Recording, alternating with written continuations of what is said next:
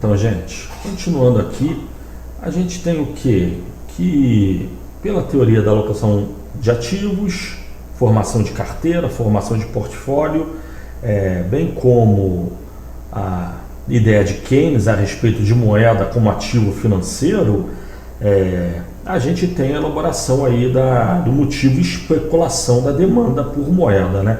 E com base nesse motivo, então, a gente tem que a demanda de moeda, L, demanda de liquidez, é motivada, tem três razões. É o motivo transação, precaução e especulação. Classicamente são considerados só os dois primeiros, mas Keynes criou esse terceiro. Keynes não diz que os dois primeiros estão errados.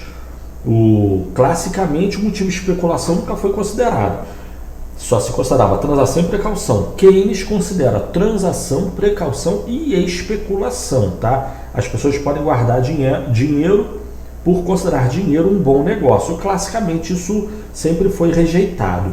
E ainda hoje tem gente que rejeita, não aceita a ideia do motivo especulação. Mas em grande medida foi exatamente pela rejeição do motivo especulação que a gente teve a contribuição de Baumol-Tobin, demonstrando que os juros influenciam a quantidade demandada de moeda.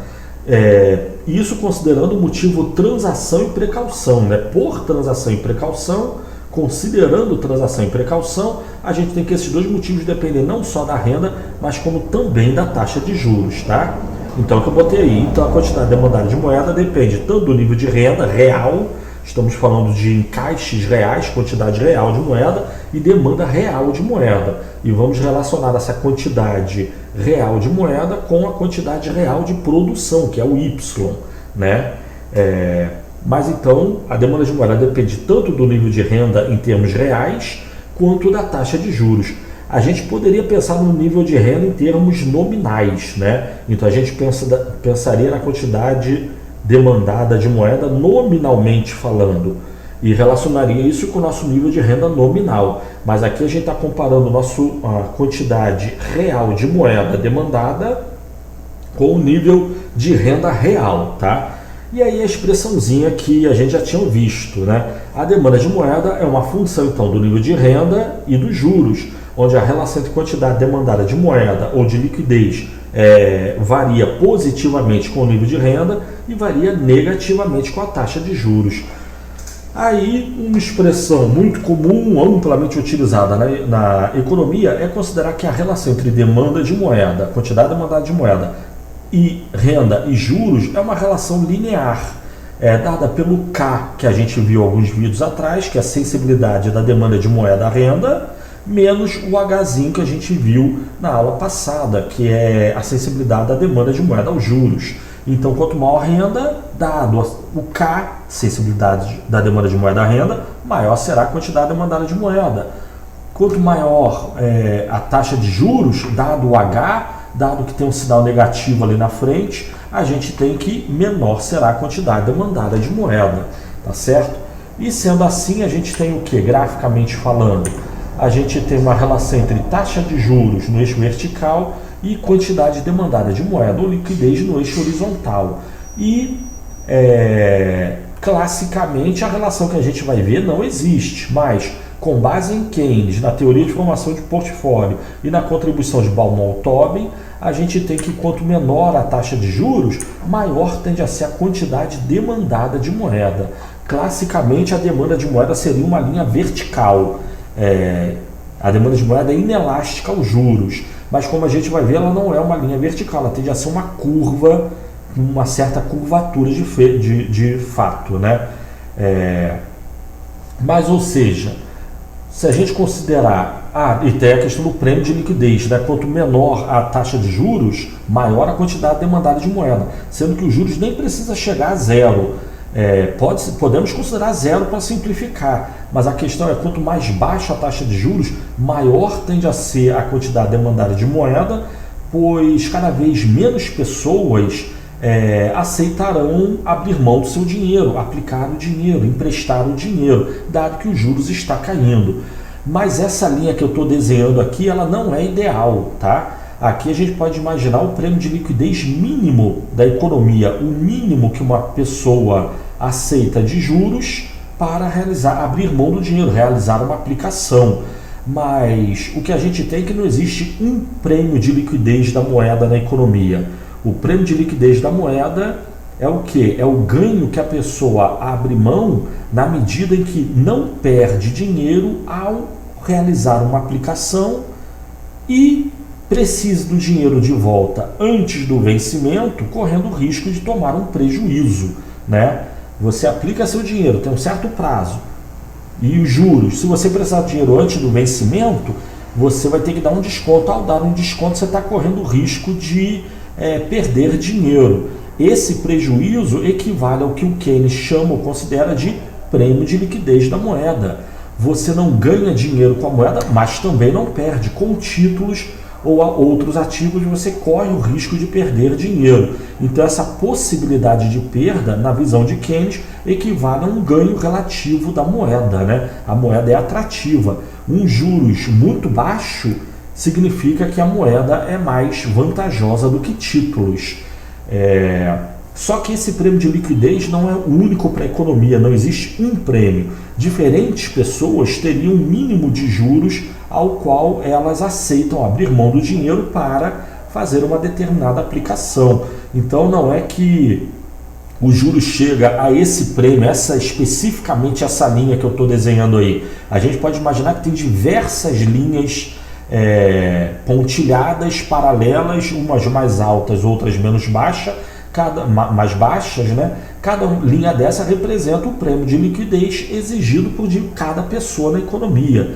E a questão é, quanto mais baixo for a taxa de juros de mercado, cada vez menos pessoas aceitarão abrir mão do seu dinheiro para aplicar, porque elas vão considerar que o prêmio de liquidez da moeda, cada vez mais pessoas vão considerar que o prêmio de liquidez da moeda é preferível à taxa de juros da aplicação que ela tem como alternativa, né?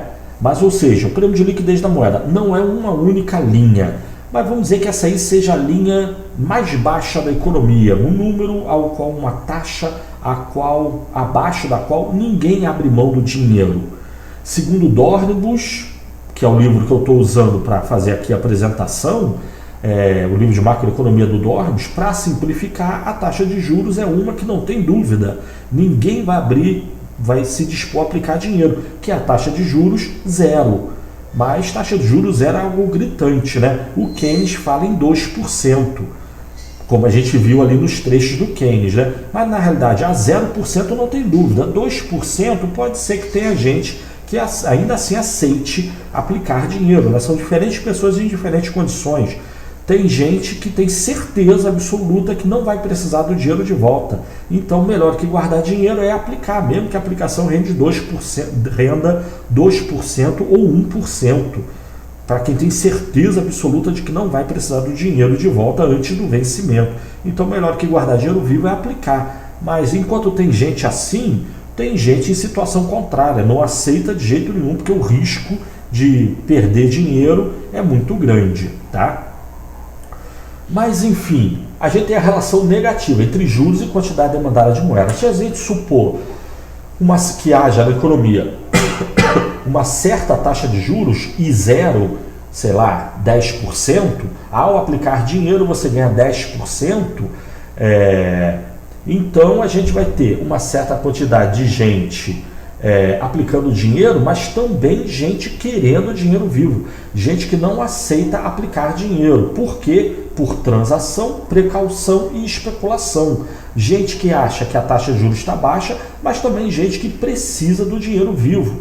Então, mesmo você querendo aplicar, você tem um dinheiro, mas você tem as suas transações, você tem que pagar as suas transações, então você precisa de dinheiro vivo, mesmo que haja na economia aplicações financeiras a seus olhos, sob seus critérios, uma boa aplicação. Ainda assim você tem que pagar seu aluguel, sua conta de luz, seu plano de saúde, sua comida, você tem que pagar suas contas no dia a dia. É o motivo transação. E quanto maior seu nível de renda, mais transações você faz, mais você vai precisar de dinheiro vivo para gastar. E acaba que você saca dinheiro do banco, não aplicando esse dinheiro. Mas, ou seja, ao nível de juros e zero, a gente tem um certo montante de aplicações de um lado, mas também tem uma certa quantidade demandada de moeda na economia, vamos dizer L0.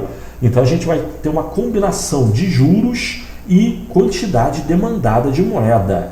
L0 representaria tantos bilhões de reais, ou cruzeiros sendo demandados na economia, né?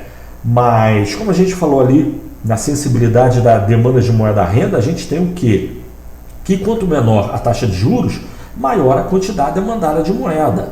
Mas, e por quê? Porque quanto menor a taxa de juros, cada vez menos gente vai se dispor a aplicar o seu estoque de riqueza acumulado em títulos, dando preferência a guardar dinheiro vivo.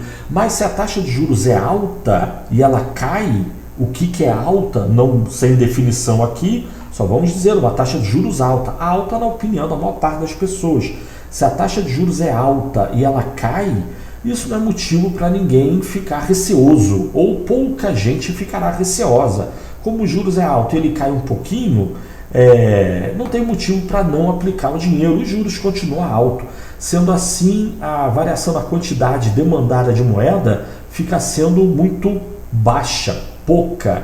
A quantidade demandada de moeda não muda muito quando a taxa de juros é alta, ou seja, a quantidade demandada de moeda é insensível à taxa de juros numa situação em que a taxa de juros é alta, ou seja, usando a variável que a gente definiu antes, né? O H, representando a sensibilidade da demanda de moeda aos juros, o H tende a zero, é muito baixo. A quantidade demandada de moeda, a variação na quantidade demandada de moeda, dada uma variação dos juros, quando os juros é alto, essa variação é muito pequena, né? Mas, na medida que os juros vai caindo, cada vez mais pessoas vão achando que os juros não está valendo a pena aplicar sua riqueza estocada, né? E cada vez mais pessoas vão abrir mão de suas aplicações, resgatar suas aplicações e manter dinheiro vivo, até chegar num ponto em que a taxa de juros já está tão baixa que, nas palavras de Keynes, virtualmente a preferência pela liquidez se torne absoluta, né? Mas o que isso quer dizer? Isso quer dizer que o juros está tão baixo que pequenas variações dos juros, quando os juros é muito baixo, leva a enormes variações na quantidade demandada de moeda. Ou seja, a um juros muito baixo, a demanda por moeda é altamente sensível à taxa de juros. O H tende a infinito. O H representa a sensibilidade da demanda de moeda aos juros. Quando o H tende a infinito, isso significa que a quantidade demandada de moeda varia muito, dado pequenas variações da taxa de juros. Sendo assim, se a gente fosse desenhar, ou com a gente desenhando a nossa curva de demanda de moeda, a gente tem que a curva de demanda de moeda seria efetivamente uma curva, né? A um juros alto, a curva de demanda de moeda ela tende a ser quase vertical, inelástica. Isso significa o quê? Que grandes variações dos juros levam a pequenas variações na quantidade demandada de moeda, mas isso é um juros alto. Já juros baixos, próximo ao prêmio de liquidez mais baixo da moeda na economia, né, a gente tem que pequenas variações da taxa de juros levam a grandes variações na quantidade demandada de moeda, né? Mas o que é um juros alto e o que é um juros baixo é sem definição com relação a isso. Então, de novo, Dornbus chama atenção para juros zero. Keynes falou em juros de 2%. Mas e aí, 2% é alto ou é baixo? Qual é a sua opinião? E o problema é que é exatamente isso, é a sua opinião. Diferentes pessoas vão ter diferentes opiniões a respeito do que seja uma taxa de juros baixa. Certamente que quem quer aplicar qualquer taxa de juros, ele vai dizer que o juros está baixo. Quem quer pegar dinheiro emprestado, qualquer taxa de juros, ele vai dizer que o juros está alto. Mas está todo mundo querendo, né, obter um ganho, melhorar a sua situação, né? Mas se a gente pegasse a média das opiniões a respeito do que é o juros mínimo que as pessoas se dispõem a emprestar, ou o juros máximo que as pessoas se dispõem a contrair uma dívida, né, pegar dinheiro emprestado e ficar devendo, então a gente teria aproximadamente uma média do que seria um juros alto e um juros baixo, né? Mas enfim, o que é um juros alto? Sem definição a priori. O que é um juros baixo? Sem definição também aqui, né? Só vamos dizer, quando o juros é alto, a demanda de moeda tende a ser insensível. Então a curva de demanda de moeda tende a ser quase vertical, inelástica aos juros.